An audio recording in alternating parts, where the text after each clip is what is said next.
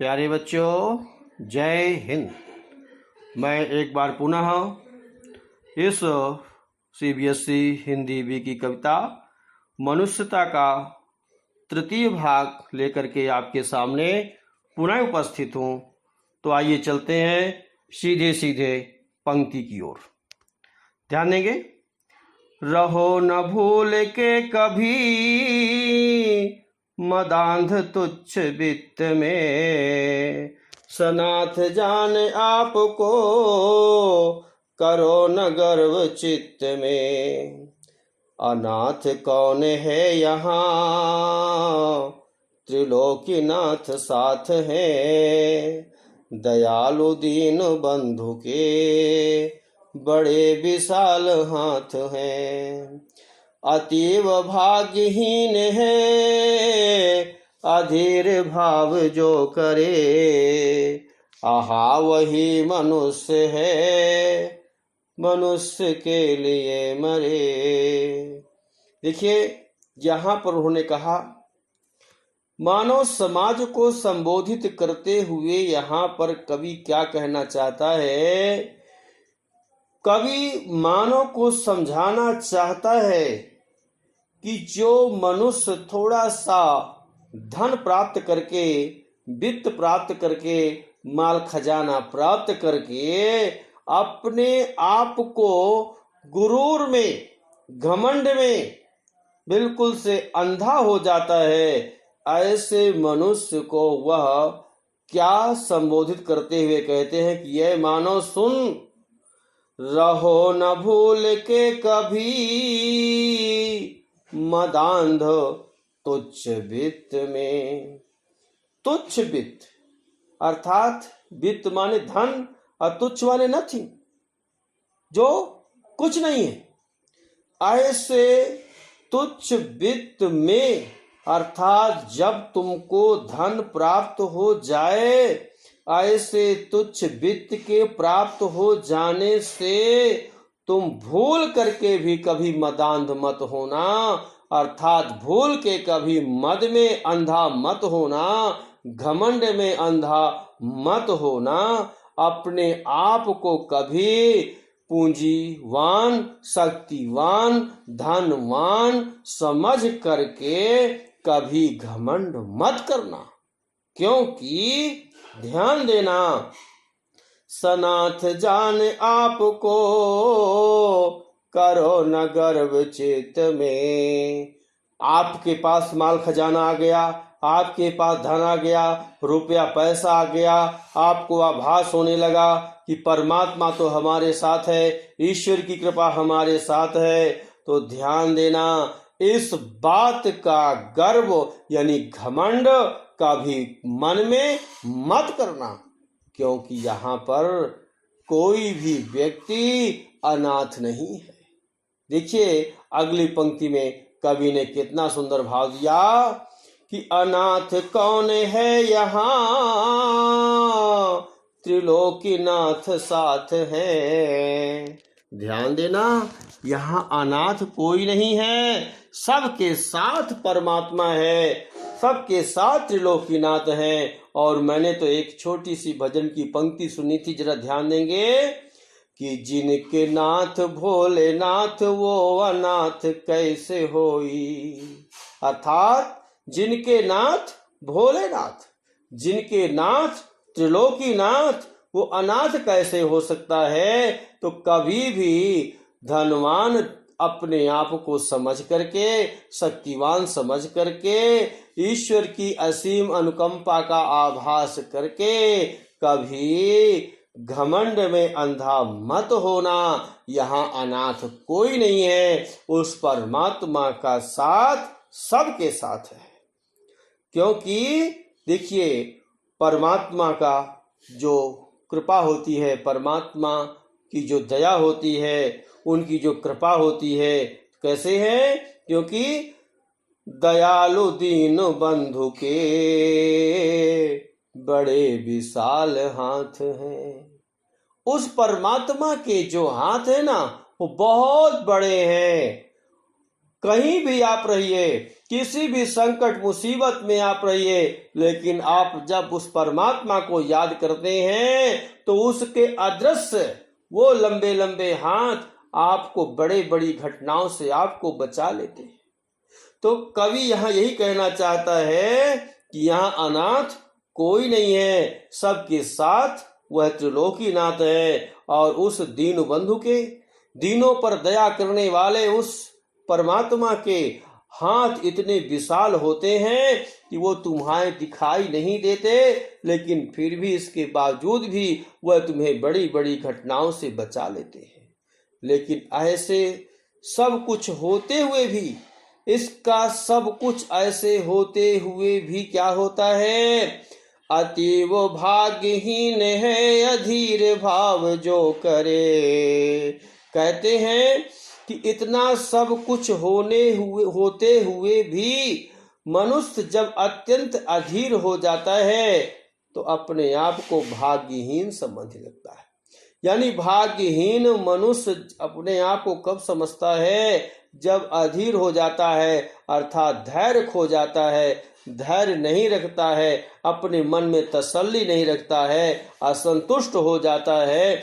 ऐसे मनुष्य अपने आप को भाग्यहीन समझने लगते हैं। लेकिन ध्यान देना, यहाँ बदकिस्मत कोई नहीं है, कोई भाग्यहीन नहीं है, सब भाग्यवान हैं, सब भाग्यशाली पुरुष हैं।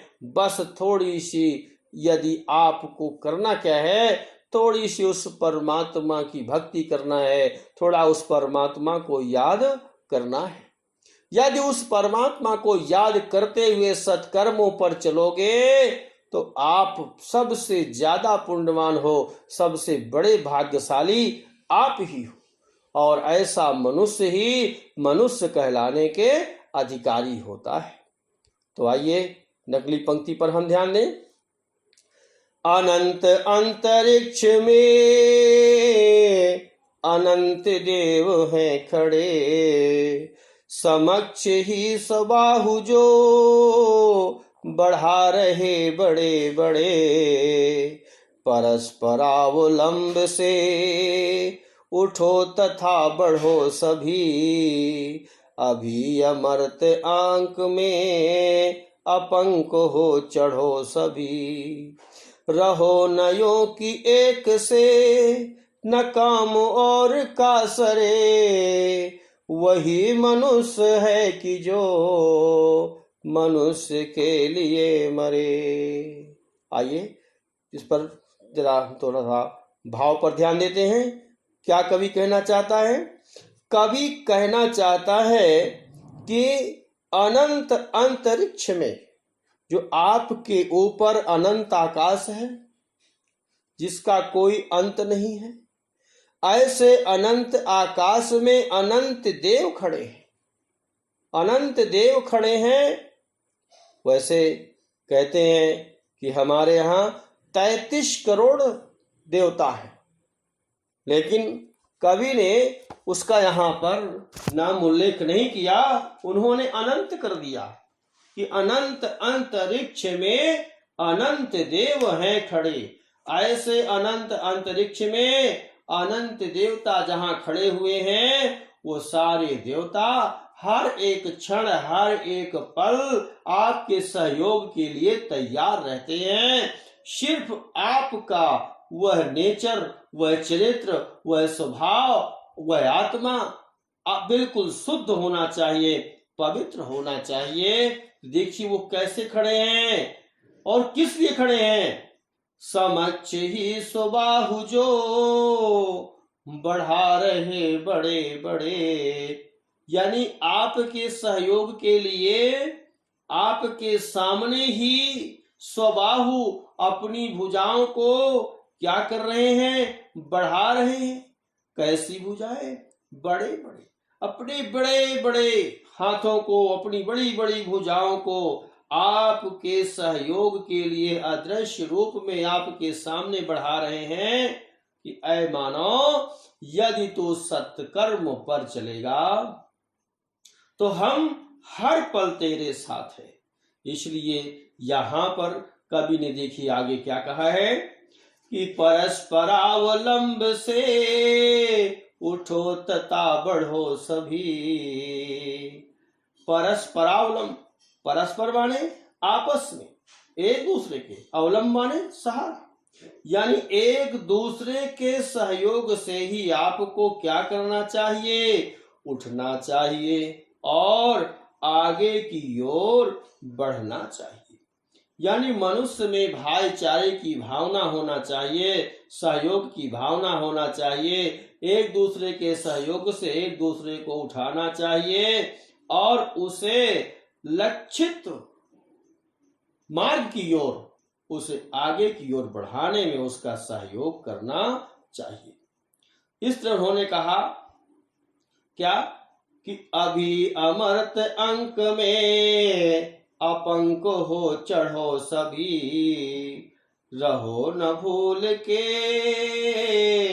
रहो नयो की एक से न काम और का सरे, वही मनुष्य है कि जो मनुष्य के लिए मरे।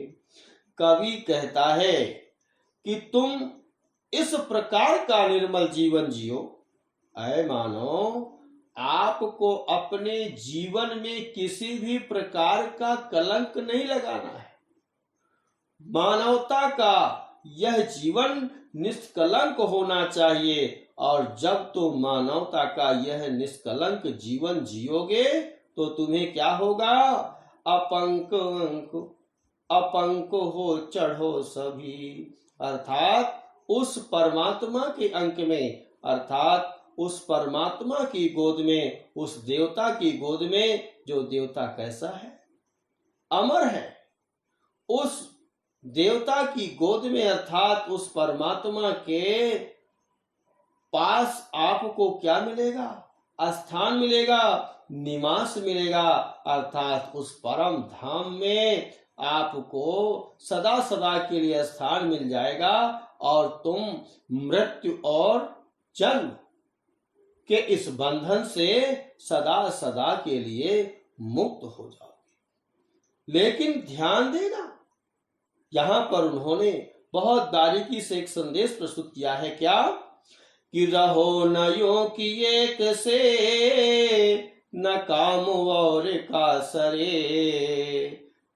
रहो नयो की एक से, तुम इस प्रकार मत रहना, तुम इस प्रकार से इस मानव जीवन को मत जीना, क्या कि एक दूसरे से किसी के काम न आ सको, यानी ऐसा जीवन मत जीना कि तुम किसी के काम न आओ। ध्यान दीजिए, यानी आपको अपने इस जीवन में किसी ना किसी के काम अवश्य आना है, लेकिन ऐसा कभी मत करना कि तुम सिर्फ अपने लिए जियो, अपने ही काम आओ और किसी के काम ना आ सको, ऐसा काम मत करना। तुम्हारे होने से किसी का कोई काम न बने, अर्थात तुम्हारे होने से किसी का काम न बने, ऐसी भावना आप अपने अंदर मत रखना, क्योंकि सच्चा मनुष्य तो वही है जो मनुष्य के काम आता है। इस तरीके से बच्चों, ये हमारा आज का तीसरा भाग यहीं पर समाप्त होता है। मैं अगले भाग के साथ आपके सामने एक बार पुनः उपस्थित होऊंगा। तब तक के लिए जय हिंद,